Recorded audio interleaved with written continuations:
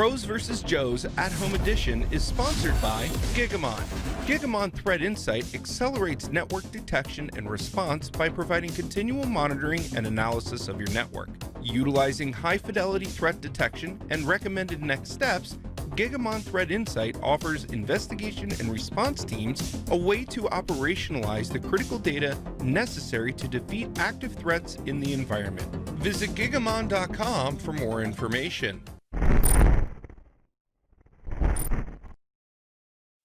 All right, here we go again. We are back live on the Pros versus Joes at Home edition.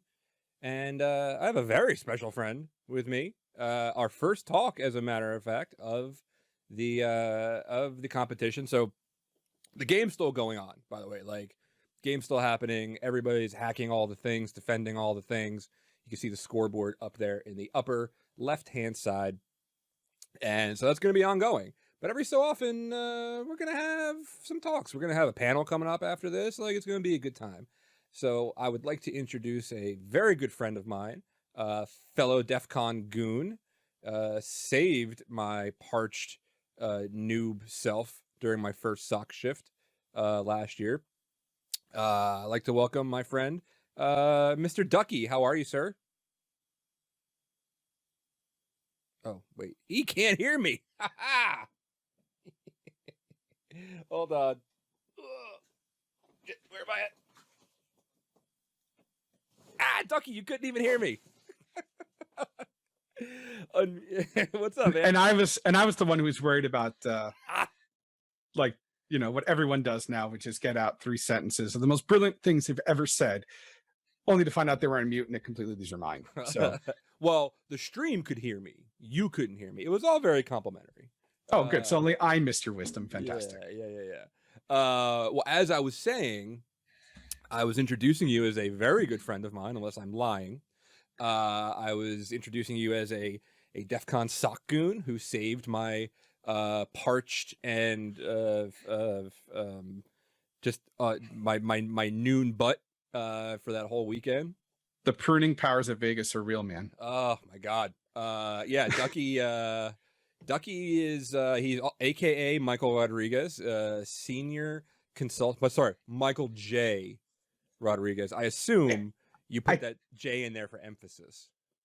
It's only because I have the Hispanic equivalent of John Doe as my name, so I had to do something to make it somewhat memorable. Yeah, right. Like it's not even like you really could not get. It's the ultimate in security of obscurity. Well, dude, welcome, man. Thank you for being our very first talk. Thank you. Thank you for having me on. Couldn't be happier. So these talks, we designed them and the spots to be about 20 minutes long, just some lightning talks. Like we're not gonna take up time of hours and hours of stuff. And then I sat here and realized, like, well, the way we have the talks spaced out is that we can go longer if we want. And then I told Ducky before we came on, I said, hey, you can go longer if you want. And he was like, well, dude, I got like 6 slides, so no. Oh, I can certainly ramble on, but to keep it somewhat coherent. Yeah, no, that's fine, dude. You can feel free to ramble. But we tried to get talks, and it was really like spur of the moment of like, hey, we should have some other content for people. So it's going to be talks centered around red teaming, blue teaming, threat hunty type things. Gigamon Inside, gigamon.com. Singing for my supper. But yeah, so I was like, hey, who else wants to give a talk? And our stuff doesn't work without your stuff. Yeah. So exactly. So I was like, hey, Ducky. So like, Ducky, tell us a little bit about yourself, man. Like, where are you from? What do you do?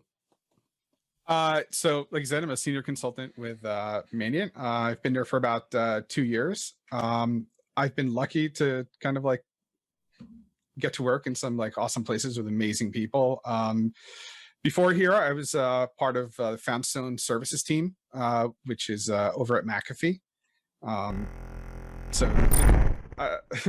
don't know. I somehow have had a career where I've been incredibly lucky of working with super smart people that have helped me along the way. So I kind of like to do the same thing. Yeah, I mean, I've been in a security role of some type, I guess, for like 10 years now, and I've been in the field for about in IT for like 20 years because apparently I'm getting old as shit. Um, and yeah, I mean, kind of working my way through from like, building PCs at CompUSA to network admin to like, hey, someone should secure this stuff. And so now, as a senior consultant with Mandiant, I'm part of the global government team, and they kind of drop us in where clients need help, kind of either elevating the staff that's there and helping them out, or completely building a program for them, whether it's a threat hunting program, which is what I've been doing lately, or a SOC or threat intelligence. So kind of somehow I've ended up in kind of a jack of all trades field. So kind of it pushes the imposter syndrome super hard sometimes, right? Because you're like, please, you're magnificent. yeah, we'll see if I make any sense. But yes, that's kind of what I've been up to, and the last year or so has been kind of building out a threat hunting program, and spending a lot of time thinking about and working with some of the like really basic concepts or problems that come up, stuff that I'm sure you're going to touch on, and kind of stuff that kind of like runs around in our brains all the time. Oh God, that's right. I have to give a talk, don't I? Yes, I'm looking forward to that one. Yeah, that's when I actually get to use, hey, these were only 20 minutes, so I'm only going to be talking for 20 minutes. But of course, like you, I'll start rambling, and I should really find those slides, shouldn't I? Just wing it. I don't even do it know. live. It'll be fine. Yeah, I don't even know when my thing is. So what? How do you transition over to what you're doing now from IT and things like that? So I feel like it's a transition path that is becoming less prevalent. And there's pros and cons to that, right? So in my case, I started out when you could go to a big box store. CompUSA doesn't really exist anymore, or Computer City for anyone who remembers. And started out the way a lot of people did, which is what they had like an upgrades counter, right? Like, hey, I need RAM installed, or hey, I need this machine built. And that kind of like started the bug, right? I'm like, hey, I this is fun. I like it. And people might actually pay me to do this. So then like a lot of us just kind of getting lucky, right? So from there, I was kind of like a network technician, service desk person, right? And a help desk. Started messing with the servers and getting more and more admin roles. And then, somewhere around the point 10-ish years ago, when like information security became like a topic, right? Something you could like search for and actually find. I was actually working at the state of New Jersey, Department of Health, and they were just starting their InfoSec security department. And luckily I was employed too. My boss was the what now would be called the CISO, right? And from there it just started, wireless security, infrastructure security, before things, right, even really had the kind of deep specialties that we go to into now, although somehow I managed to stay a generalist. And I've been lucky, and so my focus changed from necessarily like infrastructure and server security and endpoint, to kind of a passion for like threat intelligence and threat hunting, incident response. So I was IR guy for a year or two. Now have kind of a growing interest in looking at, always growing, right? Always finding more stuff to do. So now it's, when I grow up, I'd love to be able to do threat intelligence or ICS, right? Industrial control systems and operational technology security, specifically maritime security, which I find super fascinating. If it's, on the water, under the water, floats, whatever, I'm all about it. But my day job still remains right now as a threat hunter. So it's been kind of a organic process. One of the things that you get out of that, though, or that I got out of it, is a deeply ingrained troubleshooting methodology. And I don't know if it's not even something you could really map out. But one of the best things, especially if you're starting out in this field, is like you can look anything up, right? I mean, you can look up port numbers and specs and whatever, right? But getting that experience of troubleshooting, of running a problem down, and the steps that work better for you or work best for you, deciding if you're the kind of person that troubleshoots in a linear fashion, one thing after another, right? Or if you're the kind of person that troubleshoots in a kind of out of the box way, right, where you attack things from like all sides. Finding what works best for you, refining that, it was kind of an invaluable thing. So sometimes with a more formal program for entering InfoSec, sometimes people lose that. And I realize terribly that sounds a little bit like get off my lawn, kid. But it is, it is an important skill, right? Like if you're beginning in InfoSec and you've never done it, please build a computer, build a system from parts, because weird things will happen. You will have to fix them before you probably even get the OS on. And all that experience, all that stuff, right? Like learning to deal with oddities and weirdness is most of our job. So yeah, I don't know how I ended up on there, but I think it's because you asked. Yeah, and I love nothing more than asking a question and then just seeing how long people will talk about it. Yeah, I stopped myself. So and that's your 20 minutes. So this was awesome. Thank you, Ducky. Yeah, thanks. Fine. It's lunch. Yeah, I was just like, let's see where he goes here. I was actually, it's kind of like going down like when you're on Wikipedia and you go down like a Wikipedia hole. You start at one thing and all of a sudden you're like, how did I get to the mating habits of the platypus? I came here looking. But it's deeply important somewhere, I'm sure. It's always deeply important. We have to save the platypus. So yeah, and like you had mentioned, like build a computer first. And SOG in the for everybody that's watching on YouTube, on the Gigamon YouTube, by the way, youtube.com/GigamonTV. You can't see the chat that's going on in Twitch, but one of my buddies just said, or be like Rando that built a PC without issue the first try, which did not happen. I had not built a PC for, I don't know, 15 years, something like that. And I'm probably right around there with you. Oh my God. And I was like, how hard could it be? So I copied part for part this build a buddy of mine was doing, Serbo. I'm going to copy Serbo's build. And I think it took, what did I time it at? 4.5 hours, 5 hours, like cumulatively over 2 nights to build. And I'll turn the camera just a little bit to build this thing right here. Behind the scenes, break fourth wall. And it was live on Twitch, and not for nothing, people were very helpful, and they were like, hey dummy, don't do it that way. Or they were taking side bets, like Jedi just said in the chat too. There was almost no blood.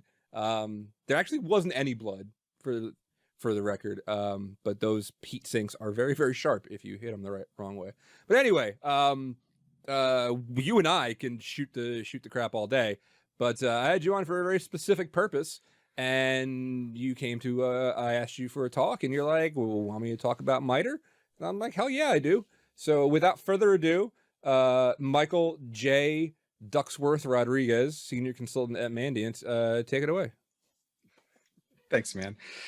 So like I was talking before about some of the questions that kind of beat around your head in threat hunting or just IT in general is, and the way that this came about, this mouthful of a talk name, are some questions that everyone's going to have. So like, this is born of like, how do you prove that your InfoSec program is working, right? How do you prove that your threat hunting is valuable? Because, and this goes hand in hand with another thing in threat hunting, which is like sometimes like no finding is a finding, right? It may not be satisfying to you because you want to find something that is that's interesting or that is going wrong, but sometimes nothing is something, right? But how do you show that, right? How do you show that, like, yeah, no, that, T's were dotted and I's were crossed, and we did our due diligence and we didn't find anything, but here are some other kind of non-traditional findings, right? So then along with that comes, how do you figure out a way at the same time to like quickly show a manager or a C-suite, right, or your consultant or your client, like a quick picture of what's their posture look like, you know? Um, and then along with that also comes, how do you decide? You can write all the reports in the world, right? Hopefully people will read them. Many will not. And how do you decide the best place to spend your budget if you have one, right? And track improvements over time. So these are all the kind of things that were bopping around my head when I was trying to find some solution. I have to apologize about the resolution because the MITRE Navigator is huge. So this is the best I could do without tempting the demo gods and actually running this online. So for those of you that don't know, right, the MITRE Corporation's a US-based nonprofit, right? Somewhere around 2013, they released this that you see here, the MITRE ATT&CK framework. And it's basically a matrix of TTPs, right? Tactics, techniques, procedures used by adversaries, right? The framework wants to be able to show you what happens post-compromise, right? How can you answer the questions of like, how did the attacker get in? How they move it around? How did data get out? Which is a problem. So the matrix is designed to help answer those questions, right?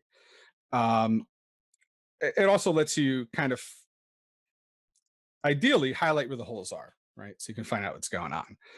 So if you go to the website, this is typically how it's presented. If you were to drill down into each one of these headings, and then there's these tactics underneath, it takes you to kind of like the technical explanation of it. It's cool on its face, but doesn't necessarily directly map to your environment, right? So around 2018, MITRE releases this, right? The MITRE ATT&CK Navigator. So this is a static picture, but what you can't see is that each one of these cells now is editable, right? You can add comments to each one. You can do things like add color coding. For those of you worried about OPSEC, while this is run on their site, you can go to their repo and run this locally.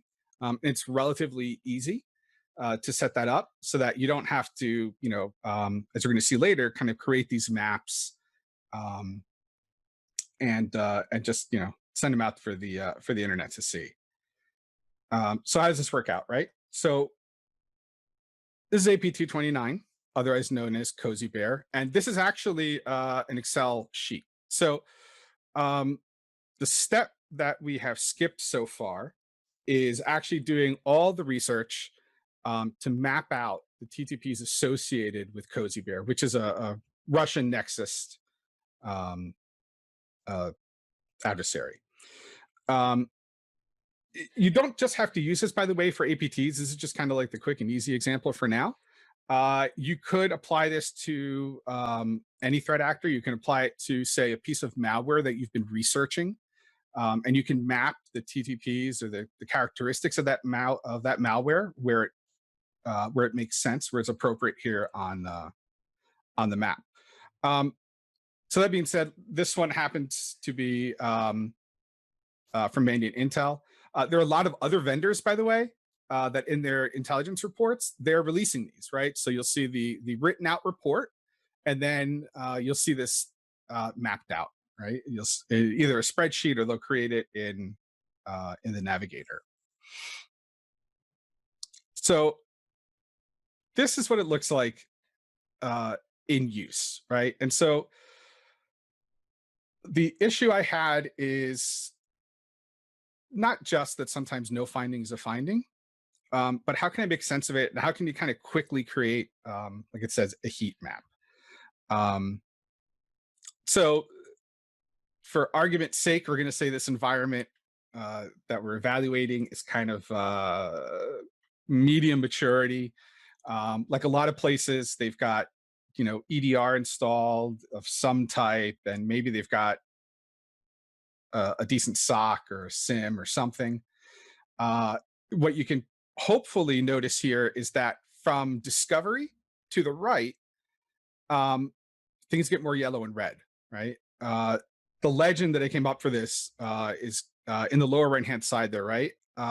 So there's gray, which is not evaluated, which simply means it didn't apply, right? So if you're dealing with a threat actor or malware and there's Mac OS specific stuff and you have that nowhere in your environment, no need to evaluate it, right? Or I shouldn't say no need to evaluate it. You may not be able to evaluate it because there are no logs for you to review or go look at.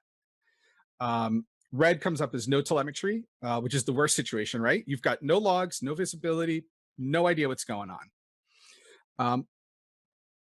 Limited telemetry, and the limited and sufficient, and also the no, comes in from the point of view of, do you have enough log data, or do you have enough data that you can make a conviction and say, hey, I've observed this TTP in the environment.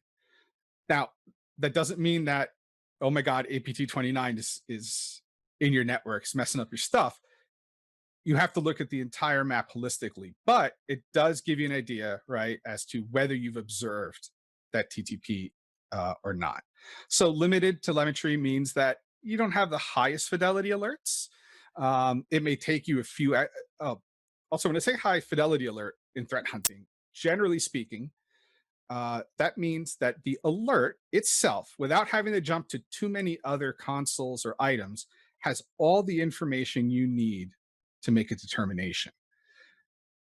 That is a golden state to me in an environment in a SIM. But that's what you want to move to, right? You want to make sure that whatever your SIM is, whatever the product that is presenting alerts to you as a hunter, or even as a SOC analyst, has enough information in it to make a reasonable deduction. Doesn't mean you'll never have to do other research, but that's kind of one of the goals. So again, limited telemetry and sufficient. Sufficient is great. Sufficient's like, I looked at the alert, it had all the information I needed, and I can easily say, make some determination quickly, relatively quickly, as to whether it's there or not. When it's mentioned before about being able to customize it and add notes, the little bit next to where the legend is, and these are super blown up, that's where you can add your notes and context, right? So hopefully you won't be the only eyes seeing this. The idea is also to share this with the other folks in your agencies or your organizations that actually fix the stuff they find that you find that could be broken. And so in this case, it's exfiltration, data encrypted. And in this case, telemetry is lacking, right? It's scored red because in this particular environment, there's no automated detection of data being encrypted randomly and not at scale, right? Because most security platforms, EDR platforms, antivirus, what have you, will recognize the activity of like ransomware, right? Mass encryption, right, going on. This is, hey, the bad guy's trying to exfil data, and because they also have good OPSEC and they don't want you to see what they're stealing, after they've aggregated it, they're going to encrypt it and then transmit it, right? So this is just one example that you could make your notes whatever you want, whatever makes sense. And then, of course, I always back up. I always show my work. You should always back it up. So in this case, the item from the report from the homework you did earlier of mapping out those TTPs is kind of backing up what it is you saw. Okay, so that's individual, right? And that's cool, but it's not necessarily the kind of thing you can use to drive a program or show progress over time. So the way I've been using it is I consider one hunt cycle, and lots of people do this lots of different ways, but I do it by quarter. Okay, so what it is that every quarter I will go ahead and review all the previous hunts from that quarter, and then at the end of the year I'll take those aggregate maps that I've created and reevaluate everything as at the end of the year. The legend changes a little bit because now um, the aggregate maps, now the purpose of those is to show your strengths and your weaknesses, right? So now instead of it being a matter of telemetry, as you can see in the legend, it becomes a matter of concern. Um, this is still based on the same theoretical environment. And a good way to check yourself, by the way, to see if this method's working for you is you should have a general idea of what the outcome is going to be because you guys are the ones that have the deep institutional knowledge of your environments, right? Or of your client's environment. So if you're like, these guys are pretty nascent and they've got EDR, they've got antivirus, and that's pretty locked down. But they're not doing a lot of, they're not doing a lot of network forensics. They're not doing a lot of like, let's look for lateral movement in the environment. If that was the case, you would expect that, from partially defensive Asian, the third, fifth column from the left to the left would be more green, right? They'll have higher telemetry. They've got their Windows logging is down, so they're good, right? They've got full command line logging, full PowerShell logging, but they're not doing some of the from lateral movement on, right? So you would expect when you look at that end of year or that end of quarter, it generally follow a pattern where you would show, less telemetry to the right, more telemetry to the left. So when you're trying to decide where to put your bucks or plan out your program, you'd say, okay, I need to focus more on what the things that I would consider immediate concerns, right? Detecting lateral movement, collection, command and control communications. This adds a couple other things. The gray, which I forgot to mention before. So in the regular mapping, back a sec, the gray is really not evaluated. So that's the stuff that, right, didn't make sense to look for or doesn't apply for your environment. In this case, for the quarterly in the year, it means that that technique never came up in the maps that you've created. You simply never got to it. There is a way to compensate for that in this kind of end of year, which is this orange color coding. The findings, if I was smart enough to make that visible, it would say findings based on knowledge of the environment. In other words, while it didn't come up in a previous hunt that quarter, that year, the environment well enough to say, well, for a technique like group policy modification, I know that and we've tested in other ways that our detective and preventative technologies would absolutely catch that and log it, right? So this is a way of noting, yeah, I didn't, directly evaluate that in the course of a threat hunt. But I know enough to say yes, yay or nay, right? We would detect it or we wouldn't. So your point of view changes in this kind of end of year thing. And so, of course, the other side of this is that the more data, the more better, right? The more hunting you do, the larger your team, the more often you hunt, the more varied hunts you do, the more data you collect, the more of an accurate picture you'll be able to create of your stance. Because the other part of this was that the same way that no finding is a finding, not all threat hunt findings have to be traditional. And by that, I mean, it's okay if your findings are developmental, which is also what this goes to. And by that, I mean, it's all right if your threat hunts turn out to be more of a gap assessment than a proper threat hunt. That in of itself is telling of the maturity of the environment and the ability to hunt within it, right? Some places have really nascent programs and they're straight IOC hunts. They're the good old fashioned, here's a list of hashes, go to town, right? Load it up into your whatever platform and get results. At the other end of the scale, which is much, much harder, is a pure TTP based hunt. So here's my hunt hypothesis. Here is the threat actor or the target or the items I'm looking for, and here are the tactics, techniques, and procedures that they exhibit. You may not have IOCs even, you just have what those look like. And so it's incumbent on a threat hunter, if you have a good enough platform supporting you, to then go make that conviction. Yeah, I've seen these TTPs in the environment, and I can say that this threat actor is active or not active. Most people are in between. Most organizations, medium to large size organizations anyway, are somewhere in the middle.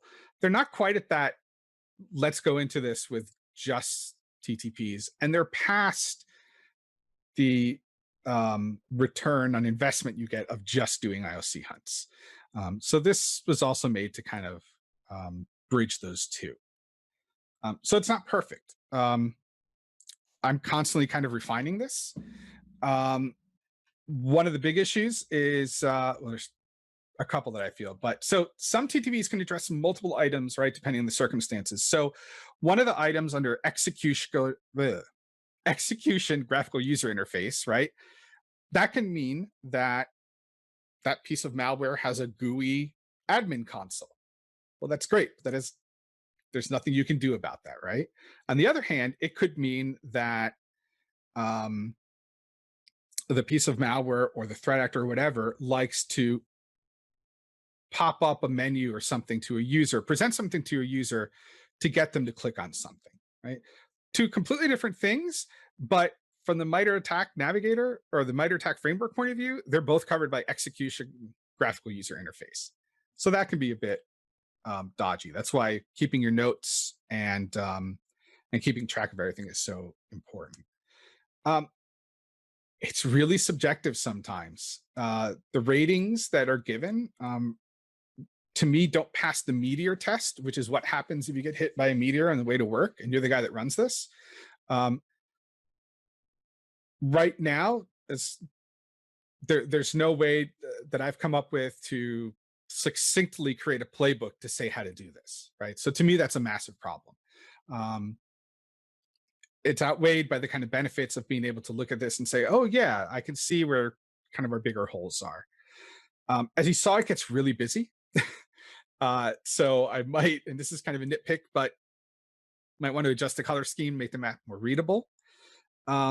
And the aggregate maps, particularly the end of year map, I'm almost certain there's some way to aggregate that, not aggregate it, but automate that. I have not popped that yet. I've not been able to figure that out. So those are, and I'm sure there's other items that leave room for improvement, but that's kind of my ramble on this. There's a couple of other things. You skipped a couple steps just for brevity's sake. We could do a whole talk on just like, mapping actor TTPs to the MITRE navigator itself. And so part of my ask to all of you, whether you're a beginner or more advanced, I would love to get feedback, because I've been banging my head around with this for like the last year or two. I'm sure some of you already have seen stuff in this that is like, that's just not right. Or things that are like, wow, that's cool, but I think I can do that better. So at black.sec on Twitter, or michael.rodriguez@mania.com. I'd love to hear what you guys thought, and any feedback, because I think this is kind of a handy thing to do, and it might help out in some of your threat hunts, or even just like showing your work. Like, hey, we spent all this time and I'm looking at all this information and all these systems.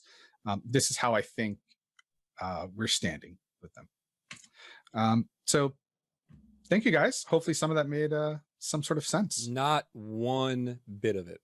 I knew it.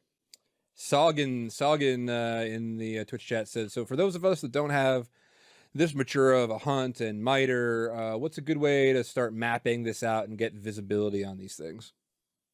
Oh man. So He doesn't know. Yeah, no idea. No. So the first thing to do is, and it's going to sound silly, but become familiar with the MITRE ATT&CK framework. On that kind of first, the actual website, right? The MITRE website that, by the way, this is such an improvement. They used to just give this in this long, disgusting list. Oh, yeah. Yeah. And so, and I know this is boring as hell, go through these.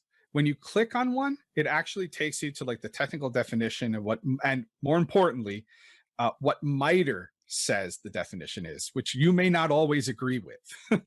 But become familiar with it and go with it. You'll, as you're going through it, you're going to start seeing like, oh, I know which tool in my environment does that, or I wish I had a tool that would let me see that.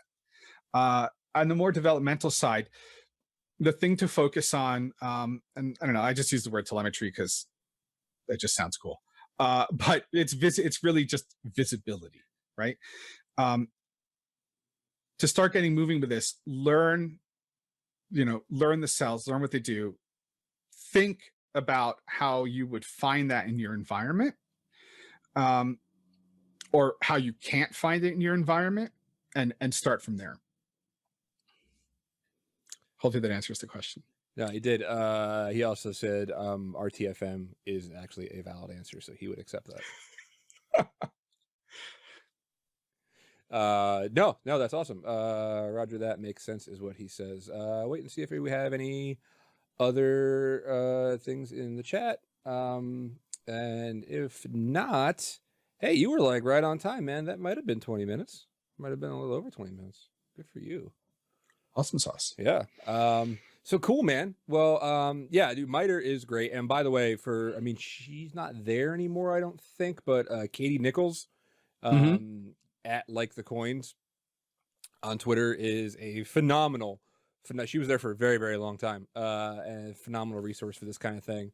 MITRE's been pretty much the threat hunter's bread and butter on how to map attack techniques and that kind of thing. So, but yes, you're right. It used to be a super ugly mess of stuff. Yes. And people. Oh, and I forgot to mention. So now, and I didn't put a screenshot in here, but so since we have time, MITRE recently released a new version. I'm sure you've seen it, that has sub attacks. So, under under the main headings, right? Like defense evasion, access token manipulation. So the same way that before I had mentioned that, where was it? Execution. I pick on this one all the time. Graphical user interface, like, can mean the GUI that the admin of the malware has, which you have no control and can't do anything with, versus like, oh, this malware, this threat actor likes to present a menu to get users to do stuff. With the new sub techniques and tactics, it breaks some of these out more granularly. That has not been added to the navigator map yet. And when it does, it'll cause me to rethink this whole freaking thing, because you might have then, right now they kind of pick and choose. So you might have it, and I don't have a good example in my head, but you might have a TTP right now that kind of teeter-totters between like two of the items presented here, and it's kind of like, choose the best answer. With the sub techniques, you'll be able to like, oh, it meets this, this, and this, which means that the higher level, the high level technique, like account discovery, and this is where my personal issue of this is a little too subjective sometimes, that might totally change what the rating you give to something is. So that'll be really interesting to see whenever they add that to the navigator, if they add it. If I were smarter, I would look at their change log and see if it's in the cards or not. Well, maybe get smarter. I don't know. Right? Don't come on here half God, I can't curse because this is not the Gigamon channel. Oh, it's killing me. Don't half butt it. Can I say, ass? Always full butt it. Yeah. Ass is probably fine. Who knows? We'll keep it G. I'm gonna get an email. Well, cool. Ducky, aka Michael J. Ducksworth Rodriguez at Black Duck Sec. I would say catch him at DEF CON, but we all know how that's gonna go. But if you do, I'm one of those happy goons. Oh my god, he's at LineCon for he's registration. Such a happy goon. Yeah, for a little, I mean, just a little banter. My first, when you're a new goon at DEF CON, they call you a noon for obvious reasons. Very, very clever. And I was literally, it was like I was a baby duckling following my daddy duckling around, because I worked LineCon. For those who don't know what LineCon is, LineCon at DEF CON is when everybody lines up to get their badge in the morning. And some people stay out there for a very, very, very long time. It's one of my favorite experiences at DEF CON. Filled up like that, the line, and it isn't just like a normal line. It fills up ballrooms of people. And at first I was very reserved following Ducky around, and by the end of it I was the one yelling, "Make a hole!" So that's super fun. But yeah, Ducky does a ton of stuff in the community. Very, very smart guy. So go ahead and follow him, Black Duck Sec. So Ducky, this is where I'm gonna say goodbye. And I swear to God, if you stay on Zoom and keep talking, I'm gonna find you. I am trying to get through one of these segments and not have a hot mic, because Nice. I don't want to give the chat room the satisfaction of saying, "Oh, hot mic, we hear people talking." Awesome. Well, but, thank you so much for having me on. Yeah, no, dude, that was awesome. This is really, really great. And again, if people want to follow him and get more questions about his talks and what he's doing, follow him at Black Duck Sec. Or just tell me it's all totally wrong. That works too. Yeah, I'd be like, dude, I saw your talk on the Pros versus Joes, sponsored by Gigamon and Redline and Gigamon Thread Insight. You were full of S. Do that too. I mean, Yeah, that's heckling is valid. yeah, he expects it. Social media. All right, brother. I love you. We'll talk soon. Likewise, dude. All right, man. Later. Bye.